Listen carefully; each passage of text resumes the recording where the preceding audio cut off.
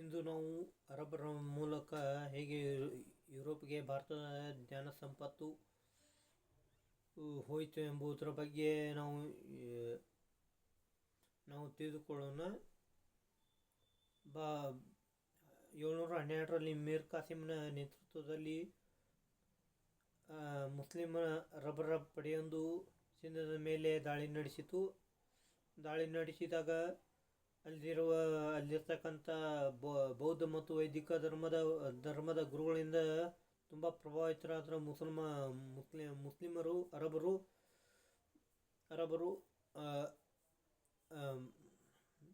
ಹಲವಾರು ವಿಷಯಗಳನ್ನು ಕುರಿತು ಅಧ್ಯಯನ ಮಾಡಿದರು. ಅವುಗಳಲ್ಲಿ ಯಾವುದೆಂದರೆ ಗಣಿತ, ವೈದ್ಯಕೀಯ, ಅಧ್ಯಾತ್ಮ, ಹೀಗೆ ಹಲವಾರು ವಿಷಯಗಳ ಕುರಿತು ವೈದಿಕ ಮತ್ತು ಬೌದ್ಧ ಧರ್ಮಗಳಿಂದ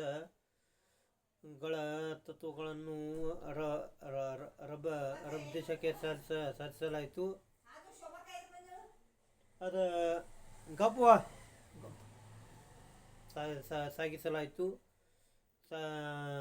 ಸಾಗಿಸಲಾಯಿತು. ಇದರಿಂದ ಯುರೋಪಿನಲ್ಲಿ ಮುಂದೆ ಪುನರುಜ್ಜೀವನಕ್ಕೆ ನಾಂದಿಯಾಯಿತು. ಈ ಜ್ಞಾನ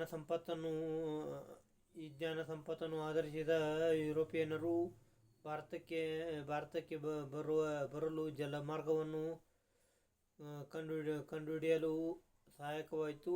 ಅದು ಅಲ್ಲದೆ ಅವಶ್ಯಕತೆಗೆ ಶೋಧ ಜನನಿ ಎಂಬಂತೆ ಅವರಿಗೆ ಭಾರತಕ್ಕೆ ಬರಲು ಜಲಮಾರ್ಗವು ಅವಶ್ಯಕವಾಗಿದ್ದಿತು. ಈ ರೀತಿ ಪುನರುಜ್ಜೀವನಕ್ಕೆ ಭಾರತವು ತನ್ನದೇ ಆದ ಕೊಡುಗೆಯನ್ನು ಯುರೋಪ್ಗೆ ನೀಡಿತು.